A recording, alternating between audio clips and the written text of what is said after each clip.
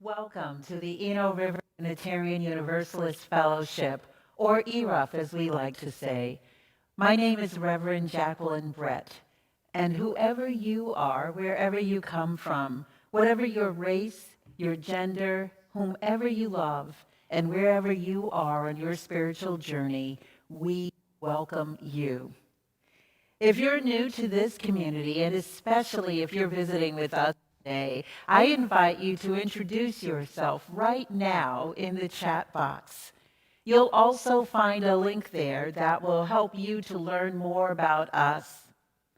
Also, today after service at 12 noon, we invite you to join our Inquirers class for visitors and newcomers. The Inquirers series gives you an opportunity to meet the ministers, staff, and key leaders of the congregation as you learn more about ERUUF. Details on how to access the Zoom link for today's class will be posted at the end of the service. We as a congregation have begun a very limited Phase 2 reopening plan approved by ERUUF's board. ERUUF groups will be able to use outdoor space only according to specific rules for use. Though our Sunday morning services are being produced from the sanctuary, they will continue to be live streamed only. So details on all of this are on the homepage of ERUUF's website. Unless otherwise announced, all other programs are online. Information on what's going on at ERUUF during the coming weeks can be found at eruf.org website. Today's service is led by Reverend Deborah Cayer. Live music is presented by Kate Lewis on piano. Today's tech team is Jenny Jolly and Sean Tremble with Scott Gaskins on sound. I invite us all now to center ourselves into this time, into the place that we are in at this moment. And let us all together take a deep breath in and let it out.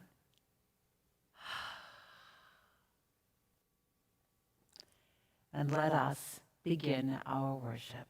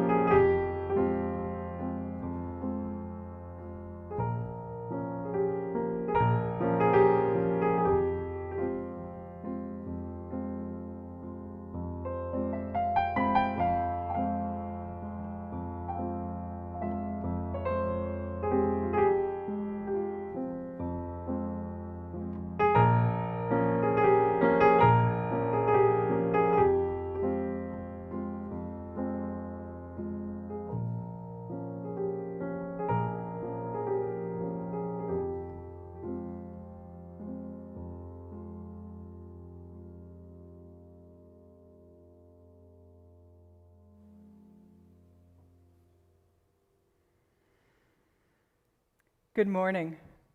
Our Soul Matters theme in October is deep listening. And this month, we're going to be exploring all the ways that we can listen, that we need to listen, both literally and metaphorically. Our opening words this morning are by John Saxon, and the chalice lighting is from the folks at Soul Matters. And so, we begin.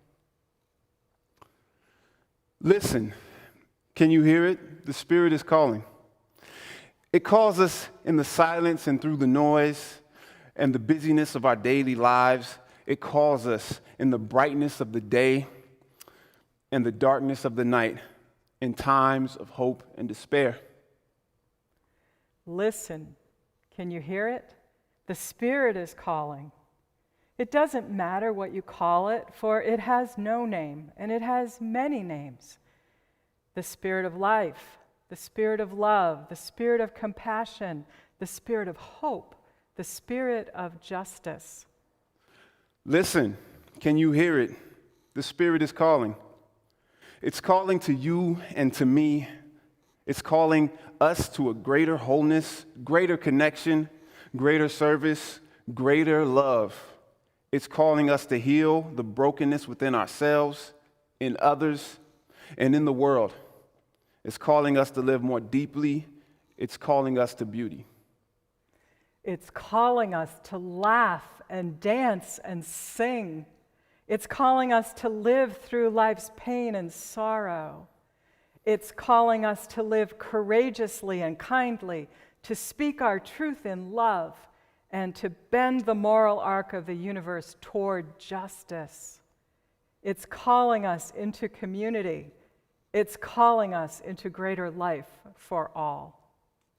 Listen, can you hear it? The Spirit is calling.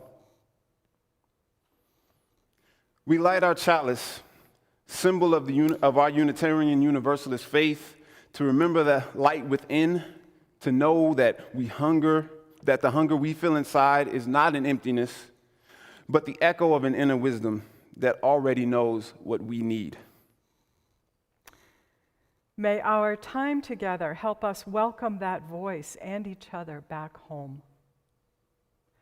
Our first hymn this morning is Gather the Spirit. It was recorded last summer by an ensemble from our own Eno River singers. Gather the Spirit. You can sing along at home.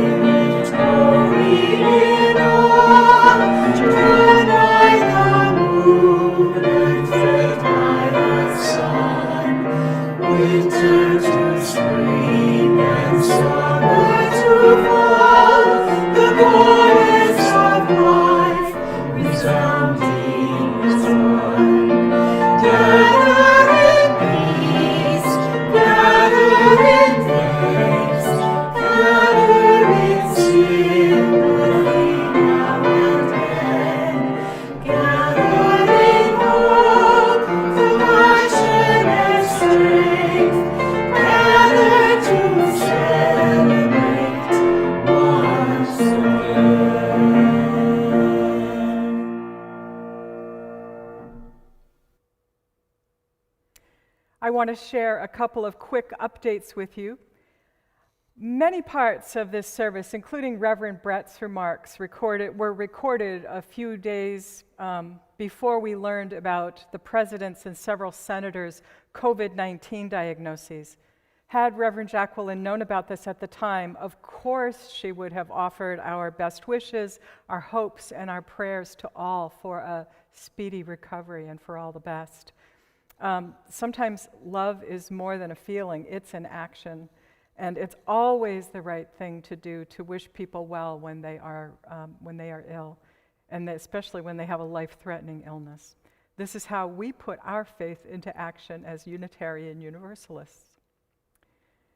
Speaking of love in action, at 12:30 today, our Justice Ministry team is going to host an online congregational conversation, voting as an expression of our UU principles. So this is an opportunity for everyone in the congregation to hear and have the chance to ask questions and speak with some important guest speakers. The executive director of You Can Vote, the executive director of Forward Together, the UU Justice Ministry in North Carolina, and our own Showing Up for Democracy leaders right here at ERUUF will be there to talk with folks and to help people learn about some important ways that each of us can take action in this next month before the election.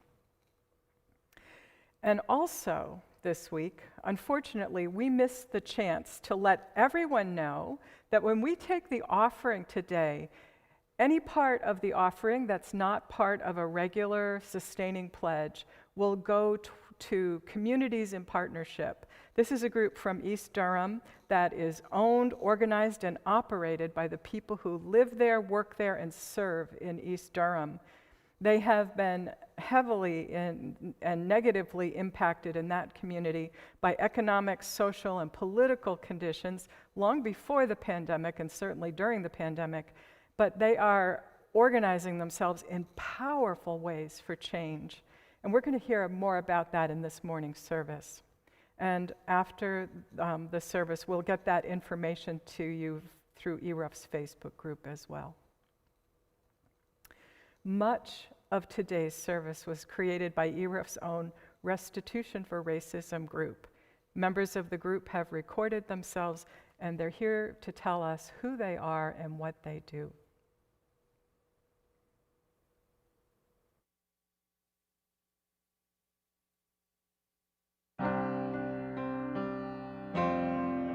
Across America, Black people are asserting their right to justice, and many Black communities still suffer from the consequences of slavery, Jim Crow, and racially inequitable policies. As a congregation who has come to deeply understand this reality, we could feel helpless when staring down the immense inequality of the current situation. But we can do something. The Restitution for Racism group here at ERUUF, led by Mary Davis and Chris Macon, aims to take action to remove barriers to wealth and begin to heal the wounds of the past. Restitution is a part of reparations that comes after acknowledging that white America has benefited at the expense of Black Americans. The Restitution for Racism group is a collection of ERUUFians who are working to understand racial issues and want to reverse the effects of systemic racism and reduce the racial wealth divide. In support of the ERUUF vision, the RRG will work to transform the lives of disadvantaged Black people in Durham by interrupting the cycle of racial, economic, social, and environmental injustices created by institutional racism. For more information, please join our breakout room, and together we shall overcome.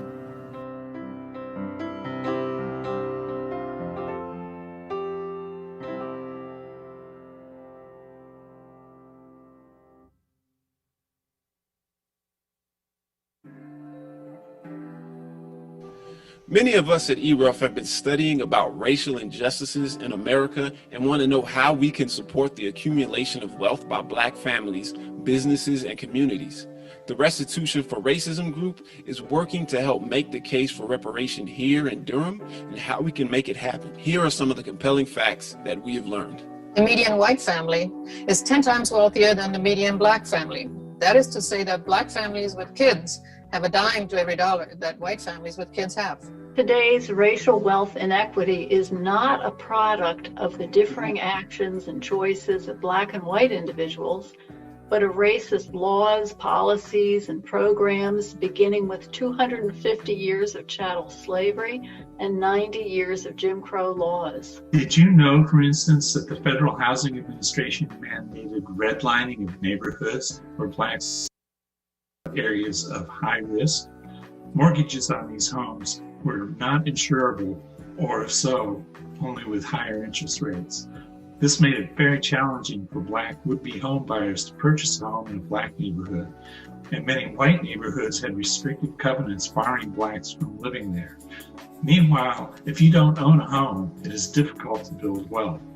Further, when black Americans did manage to buy a home, redlining reduced the value and appreciation of their investment.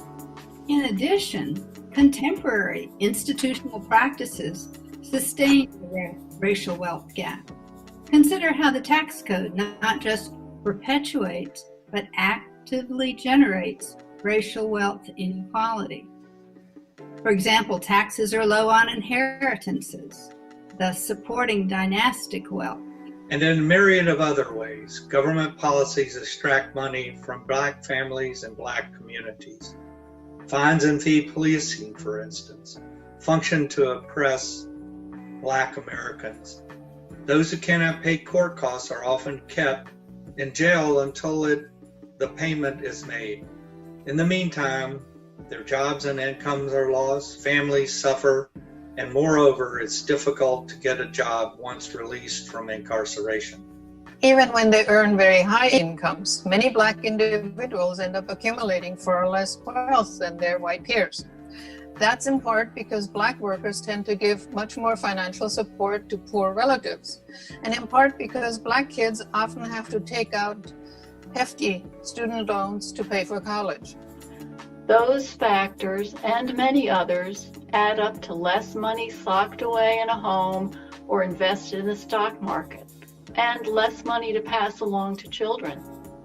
Until we reckon with our compounding moral debts, America will never be whole.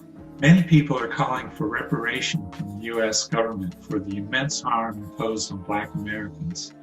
House Bill 40 was recently reintroduced to enable a commission to study and develop reparation proposals for African Americans. At the UUA General Assembly in June, attendees were encouraged to contact the representatives and advocate for passage of this bill. However, there is much that we can do right now to recognize and work to dismantle the institutional racism that keeps most black Americans from gaining wealth. The Restitution for Racism group is providing education and a path to enact our UU principles. We will discover ways that we, as privileged Americans, can develop projects and actions that can make restitution for the many ways we benefit at the expense of Black Americans. You're invited to join us, the Restitution for Racism group, for a discussion series this October on narrowing the racial wealth gap. For more information on how to register, look us up on the ERUUF website, on the e-newsletter, and on the calendar. Thank you very much.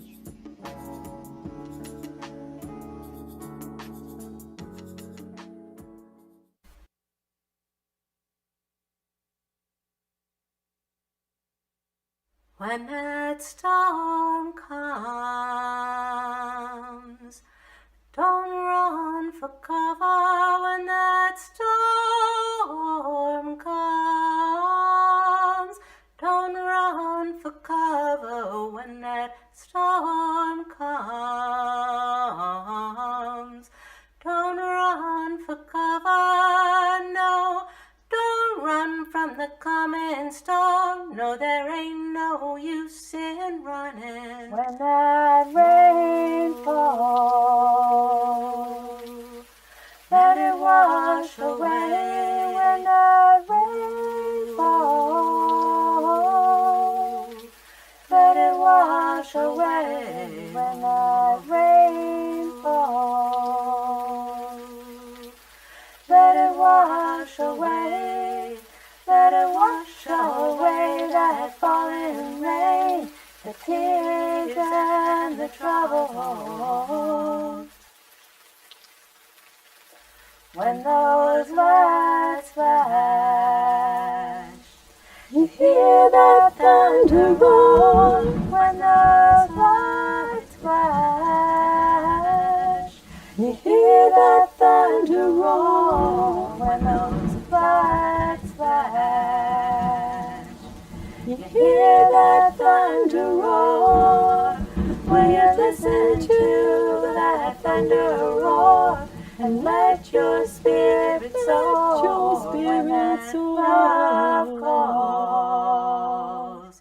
Will you open up the door when that love calls? Will you open up the door when that love calls? Will you open up the door? You gotta stand on up and let it in. You gotta let love through your door when that storm comes. Storm coming, yeah. Don't run for cover when that storm comes. Don't run for cover when that storm comes. Storm coming, yeah. Don't run for cover, no. Don't run from the coming storm, 'cause you can't keep a storm from coming. You can't keep a storm from coming, no, no. You can't keep a storm from coming. You can't keep a storm from coming, no, no. You can't keep a storm from coming, coming, coming, coming.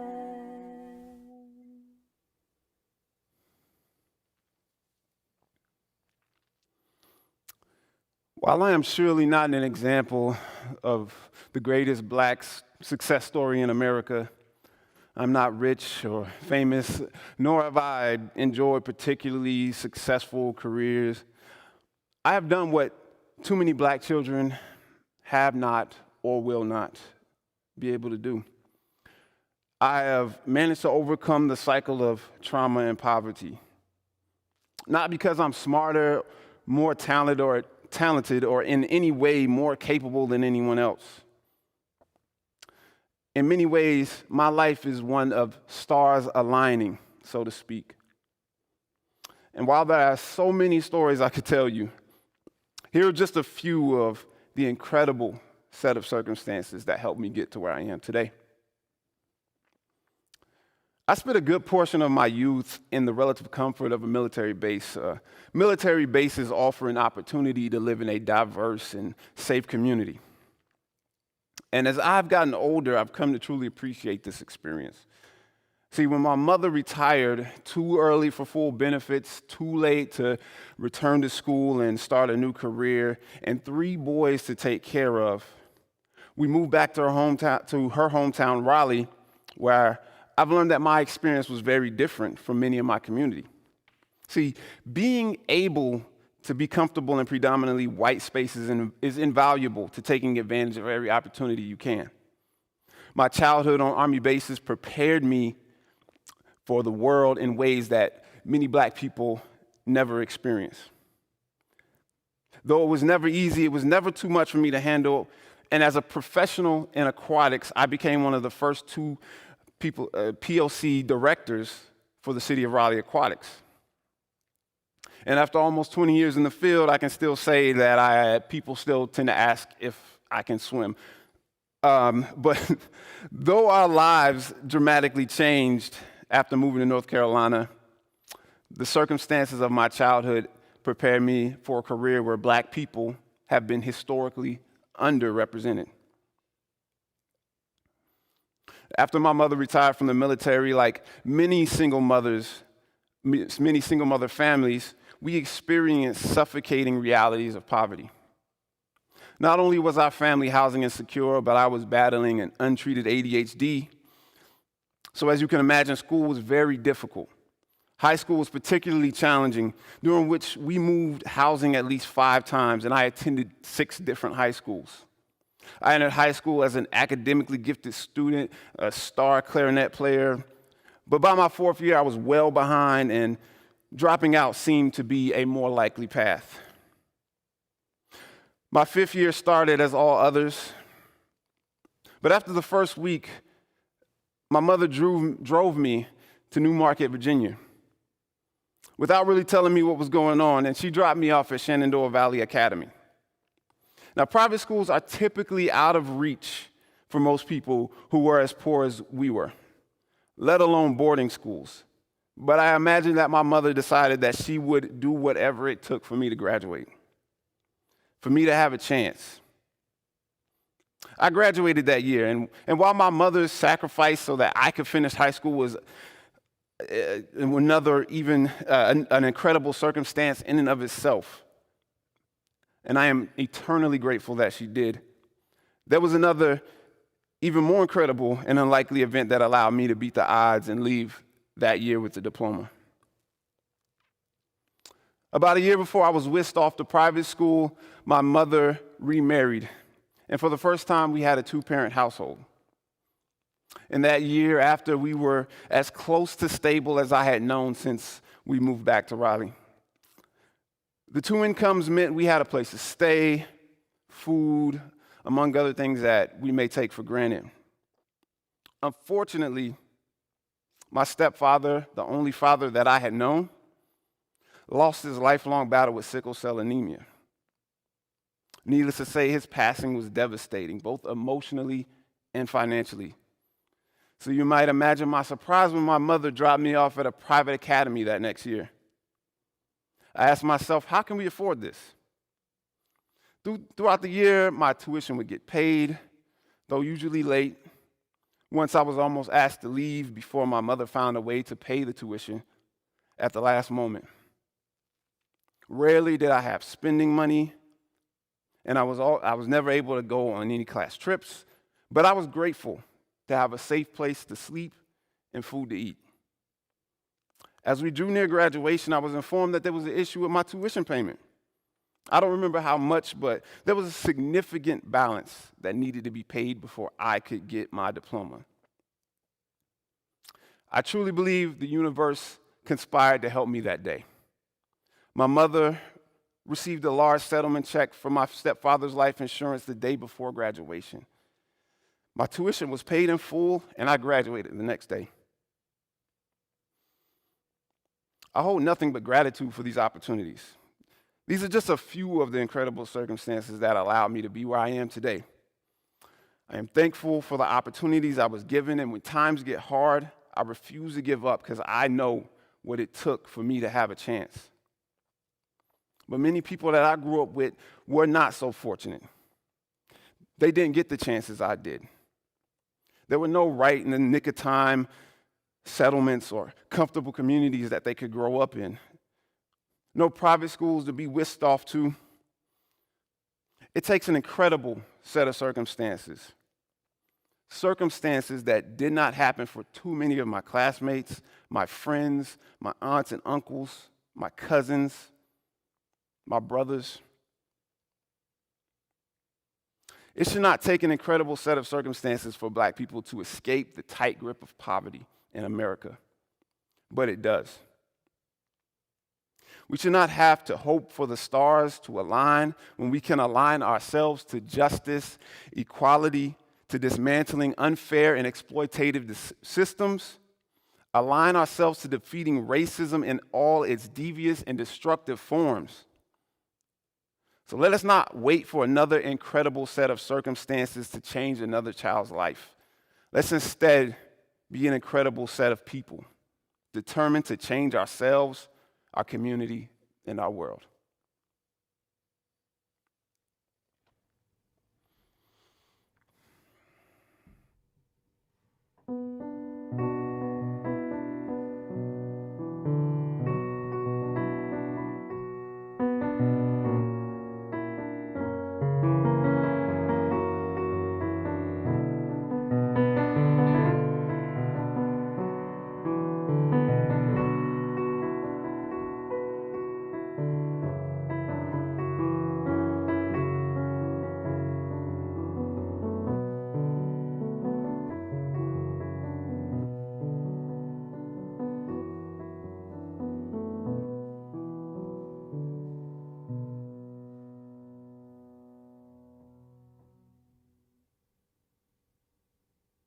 Our prayer this morning is by Reverend William Sinkford. Spirit of life, dear God of all nations, there is so much work to do. We have only begun to imagine justice and mercy. Help us hold fast to our vision of what can be.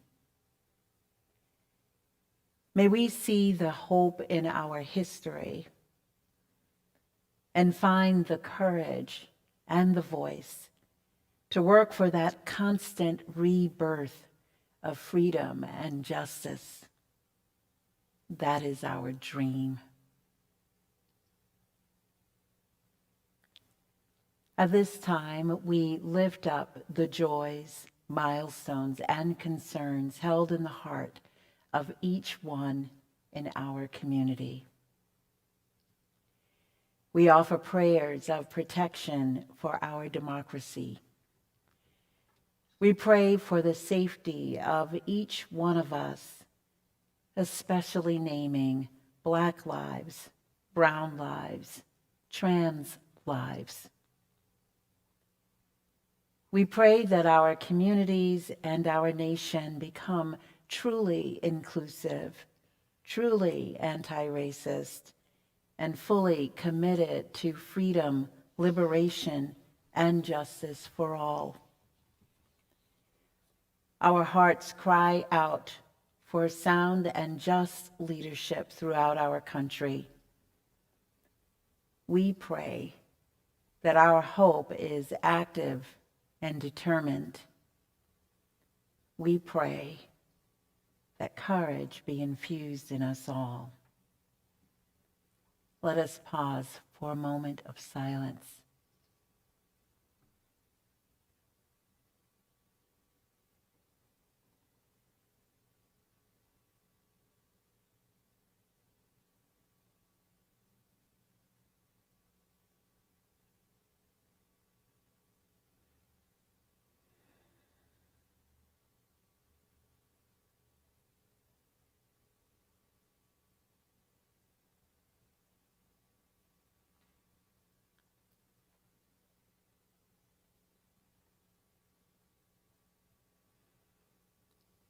Amen, Ashe, and blessed be.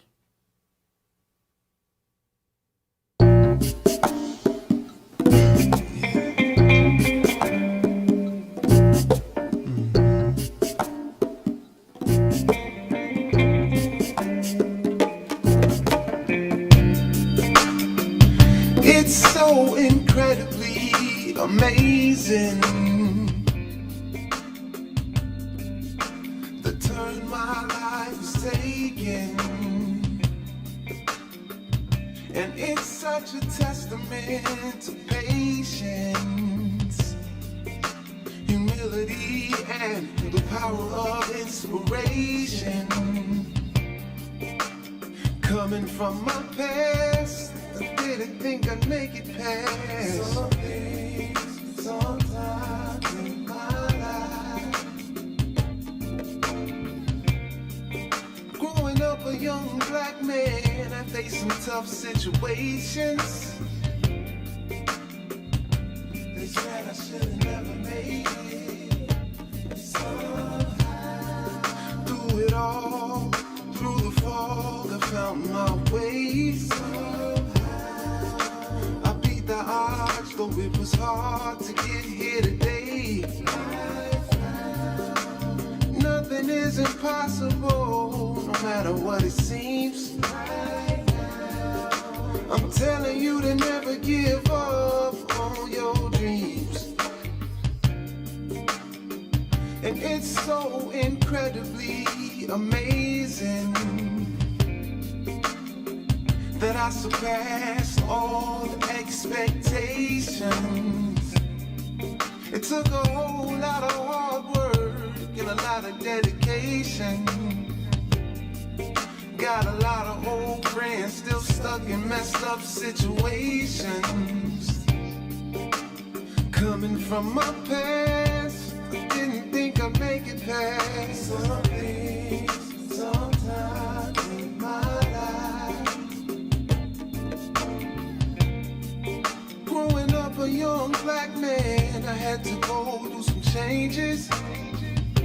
They said I should have never made it. Somehow, through it all, through the fog, I found my way.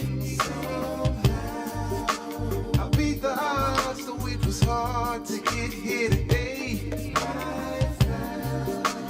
Nothing is impossible, no matter what it seems. I'm telling you to never give up on your dreams. Don't give up on your dreams.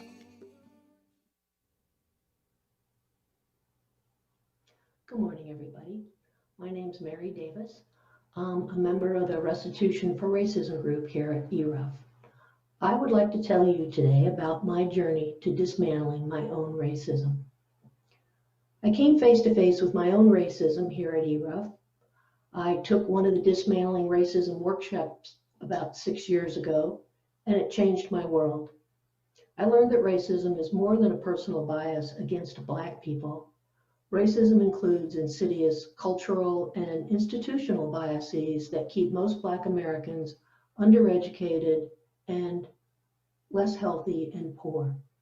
There's no escaping the fact that I, as a white American, am well-educated, healthy, and financially secure, due in part to keeping Black people at a disadvantage. In an effort to make amends after the workshop, I spent several years working with racial justice organizations in Durham.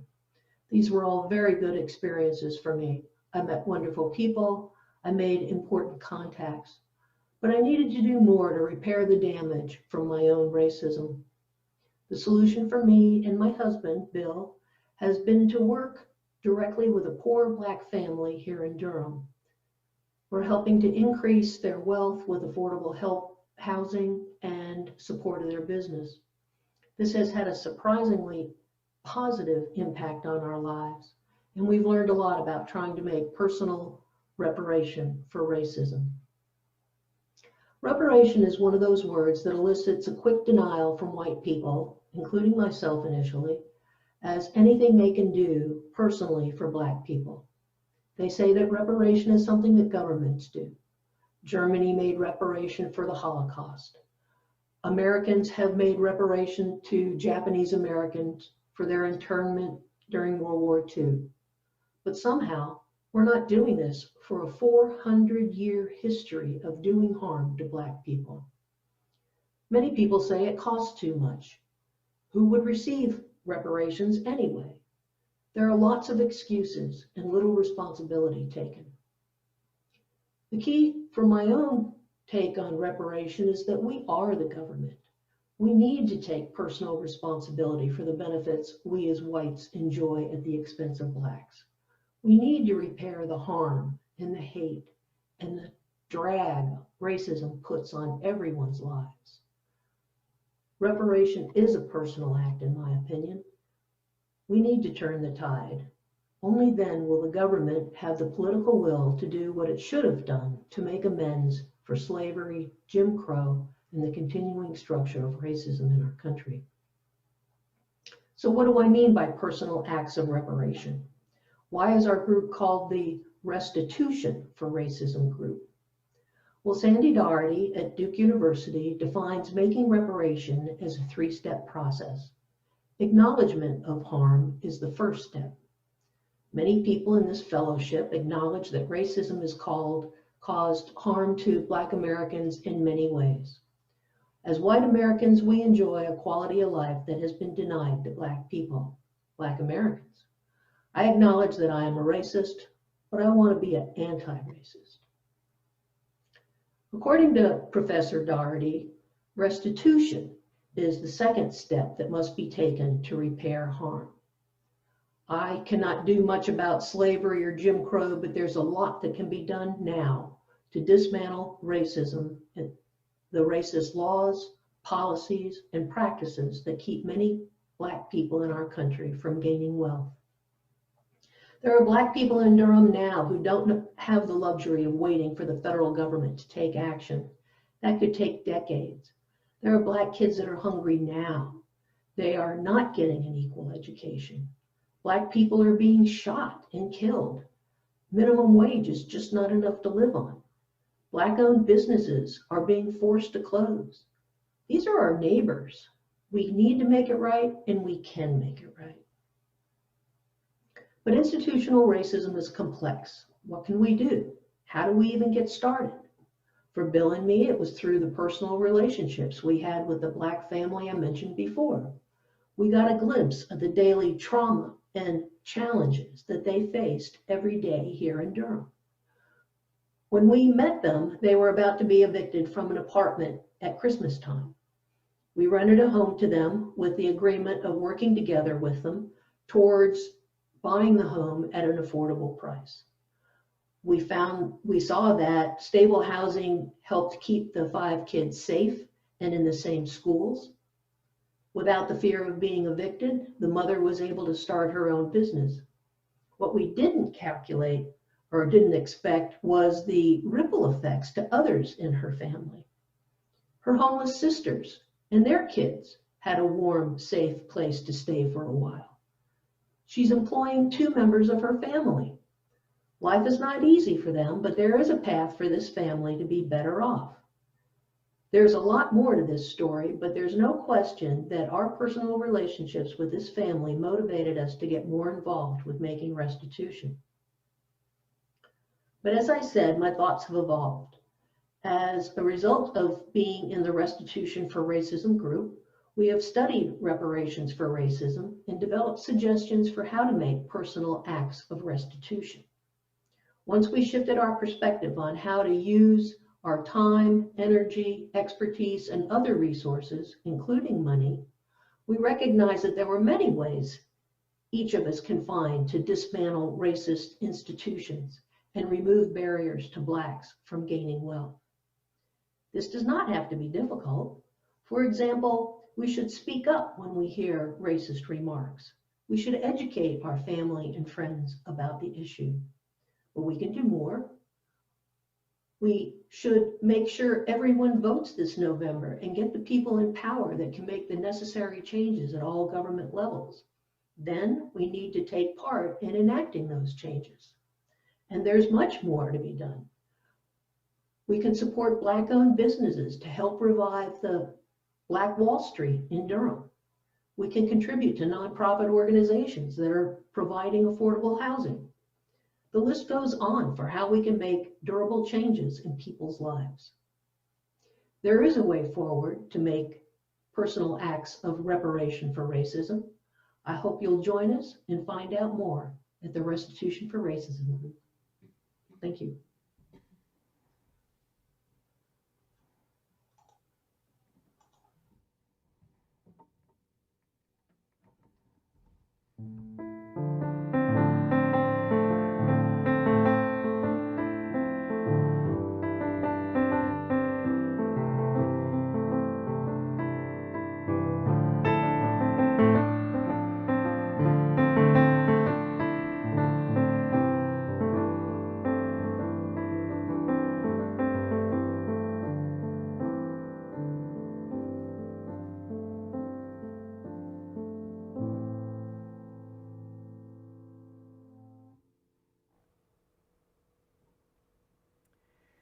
There's an old story, and it's a story about a woman who was out for a walk in the woods on a path alongside a swiftly flowing river.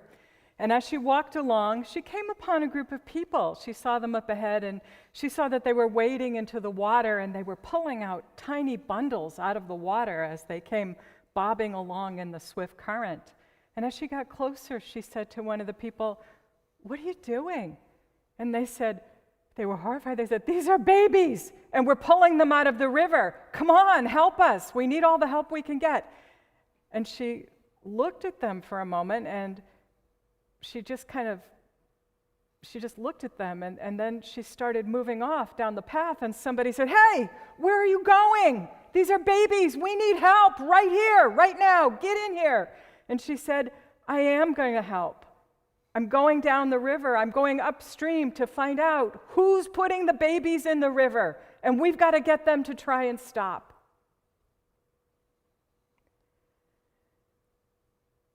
It's a perennial issue. What do you do when you discover a huge problematic situation? Do you stop for the ones that are in desperate need right there in front of you? The Good Samaritan would certainly say yes. But doesn't it also make sense to go off in search of what's causing the problem and to see what you can do to get it to change?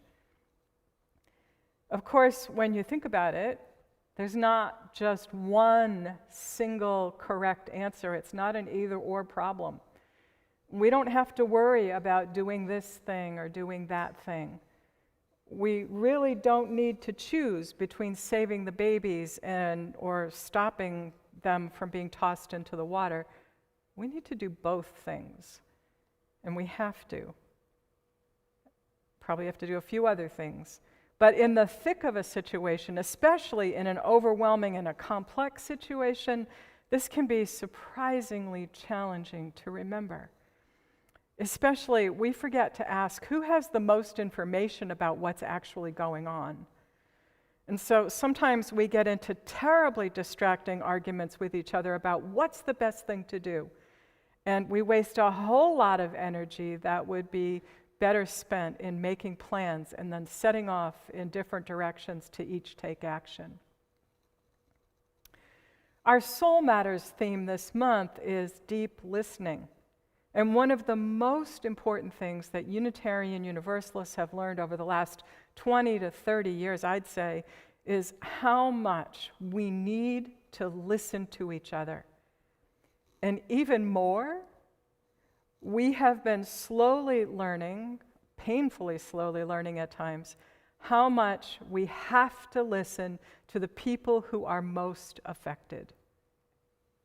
We have to trust that they know more than anyone what the issues are, because so often their survival has depended on a very sharp analysis of their situation. They absolutely know what's going on, and it's often nothing that's apparent to someone who is just walking by. And in fact, stepping in to help with just your partial knowledge may not end up in really helping much at all. In the long run especially, and it might actually be harmful. If you think you know what the problem is and you step in to help, it could actually cause harm. So we can make it worse, unconsciously certain that we know what's wrong and we know how to fix it. You can just think about the disastrous outcomes of the 1960s war on poverty, and that's just one unfortunate example. Even so, this does not mean that we ought not to do anything or be paralyzed with, oh my gosh, there's nothing we can do. There are things that we can do. It just means that we need to show up ready to do something different. Because most often, people who are in dire straits do not need to be rescued. They need resources to help redress imbalances of power so they can take action on their own behalf in their own interest. Right? Kujichagulia. It's the second principle of Kwanzaa. In Swahili, kujichagulia means self-determination. And it's so important, this principle is so important, that self-determination comes right after the first Kwanzaa principle, umoja. Umoja means unity. This is about a social organization that starts with the community and locates ultimate goodness and capability within each person and the community as a whole. This reminds me a little bit of our Unitarian Universalist principles, especially our first principle. We affirm the inherent worth and dignity of every person. And our seventh principle, in which we understand and lift up and celebrate the interdependent web of life, of which we are all a part. Except indigenous cultures usually switch these principles around. Indigenous cultures around the world almost unfailingly start with the community. They start with the interconnected web. And then they add in the preciousness, the rights of the individual. But all of us, Unitarian Universalists, indigenous folks, all of us locate a spark of ultimate goodness and power within each human being. And this theology has long informed our Unitarian Universalist actions. In the 19th century, Universalists especially were of biblically based faith, the fifth largest denomination in the United States at the end of the Civil War. They read their Bibles and they focused on the stories that Jesus told about a loving God who was like a good father. They listened to messages from preachers who proclaimed that there is a spark of the divine in every person, which is why everyone is spiritually equal. We all have inherent worth and dignity. All of this is really now where our first principle traces back to. Those were the roots. Of course, it's not where it stopped. Science has contributed a lot to our understanding of equality and justice, and the development of religious humanism in the 20th century certainly added a lot of goodness too. And yet, at the same time, there's also a lot in our tradition, our religious tradition as Unitarian Universalists, that we got wrong. Too often, Unitarian Universalists have failed to take into account social location and social power, especially our own. For instance, we do tell the story of the Good Samaritan, but we don't always tell the most compelling part. We may not even have it may have been lost to us. But the Samaritan was an outsider to the people of the area. They didn't trust Samaritans. They thought very little of them.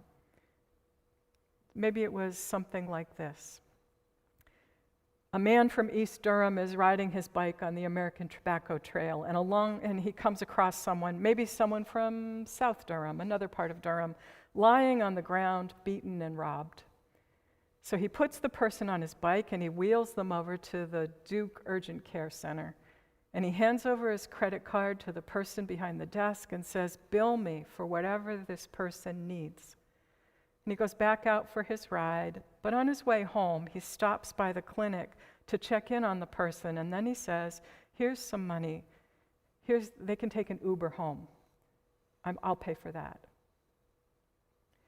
If we don't know this part of the story, we don't learn that this story is about overcoming our biases so that we can recognize the goodness in each person, and we can recognize what we have in common as human beings so that we can find a greater unity.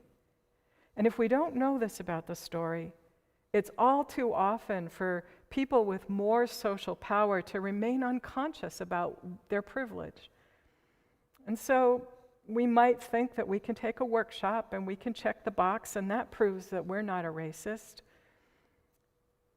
Our good opinion of ourselves is reaffirmed. We're doing all the right things. We're good people.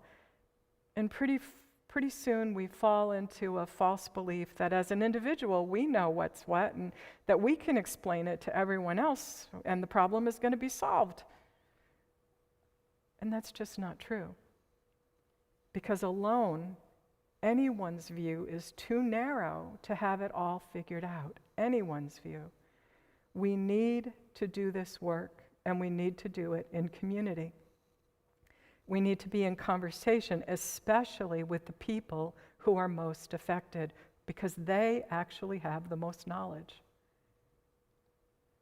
On the other hand, our belief in the inherent worth and dignity of everyone is also why we believe that we have the power and the duty to take action. And that's a good thing.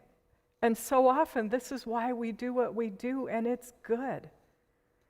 Unitarian Universalists are now one of the smallest organized religious groups in our country, even around the world, and yet we are often among the first. We are among the most people on the front lines in the fight for civil and human rights. Because we believe that there is something in each of us that is worth showing up to affirm. And that is so good. So we can move forward from here as long as we remember to do that together. I'm inspired by people like Mary Davis who have gone out of her way to be in relationship and conversation over a long time with folks that she sought out to move forward together. East Durham's Communities in Partnership is a great example of people who are organized around healthy empowerment. They say this about themselves on their website: we are a community-rooted organization, which is an organization that is owned, run, and operated by the people who live and work within the community. These organizations are directly accountable to their neighbors and their members. They work hard to build trust, develop leaders, and change the story that is told about their community. What a beautiful mission, born out of devastation and absolute necessity. This is a claim and an affirmation of the goodness, intelligence, and capability of the people in that community. It counters an implicit social assumption that this is missing. It's not missing. It's there in abundance, fighting against economic devastation and racism. It cannot get more real. It cannot get more ultimate. How sad would it be if people from other parts of the community didn't have the skills to listen with respect and then ask if they might join in to do something brave and bold and good, as envisioned by the people most affected. Of course, overcoming all of this is not easy. And so in our fellowship, we keep on studying and we keep on learning together. We have a wonderful chance to do this on Wednesday evenings this October, starting this Wednesday at 7 p.m. The Restitution for Racism group has gathered abundant resources, and the group has plans to lead a terrific learning series. It's so important that we do things like this. We are living at a time that is chaotic and confusing, and so much is at stake. Some of our political leaders have lied to us so often and so blatantly that it is almost impossible to know what to believe when they speak and act. And when they fall ill, there's a passing question about whether they're actually ill or just dodging the consequences of their own inept leadership by faking it, like a plot twist on a cheesy reality TV show. And when you start going down those rabbit holes, you can get lost in weird, twisty passageways that are designed to actually go nowhere. It's not good. We should not go there. Human beings are made for something so much better than that kind of dead end. We are made for love. We are made for creativity, generativity, connection, caring, compassion. And we are up against a lot of socially constructed conventions that pit us against each other. Unfair economics, racism, sexism, heterosexism, and more.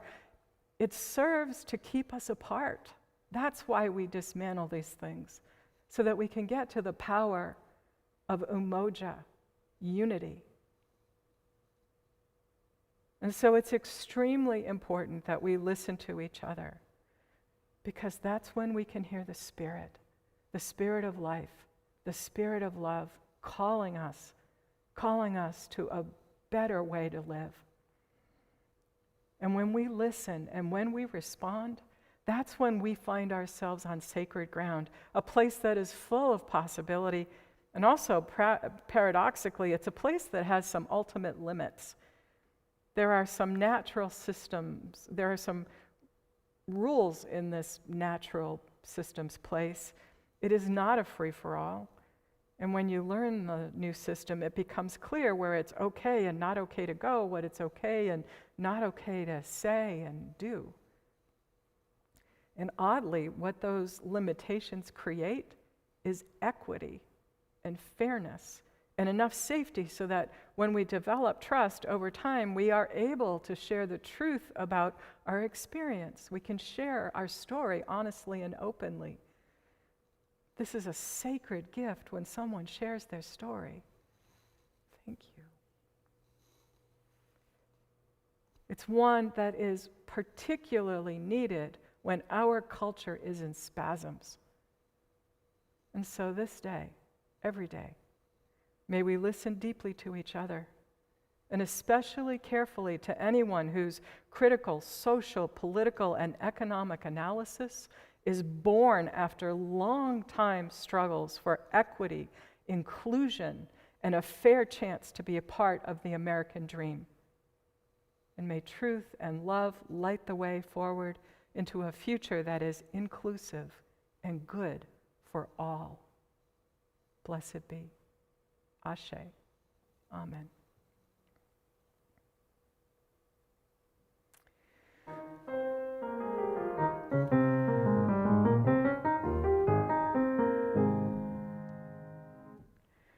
For today's offering, if you would like to make a contribution beyond or in addition to your regular pledge, it will be given to East Durham's Communities in Partnership. It's a group that's owned, run, and operated by the people who work and live and serve in East Durham. And they have been directly impacted by economic and social and political conditions within and around that particular community. You can check out the chat box for more information.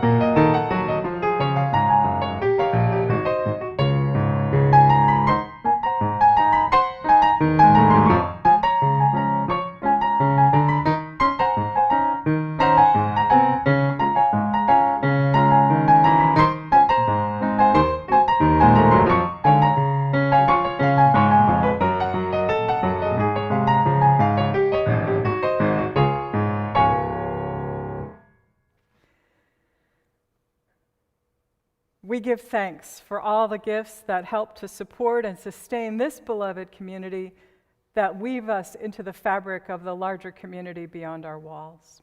What a blessing. Our final hymn this morning is Building a New Way. It's by Martha Sandfer, and it's what we're doing. We're building a new way. It's a song called Building a New Way. I wrote this quite a while ago, and it traveled around the country. It was in a couple of different women's choruses, at least a couple that I know of, and probably a few more have made their own arrangements of it, and then it appeared in the Unitarian Universalist hymnal, addendum to their hymnal, Singing the Journey, and here's my version of it. So there's many other versions out. Since it's my song, I get to have my own version.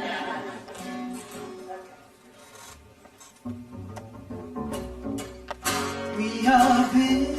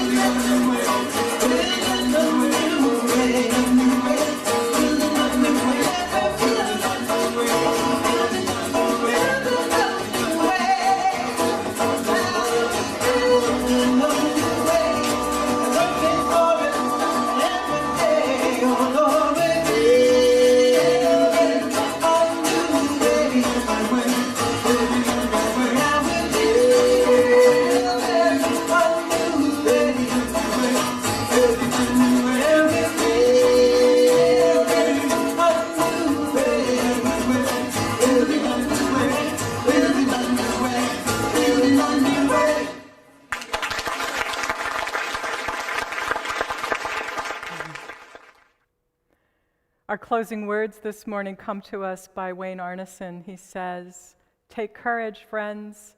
The way is often hard, the path is never clear, and the stakes are very high. Take courage, for there is another truth. Deep down, you are not alone. We go today with love, with peace, and we work for justice because it brings us joy." And it does a whole lot of good, and that's our job as Unitarian Universalists. So go forth, do good things.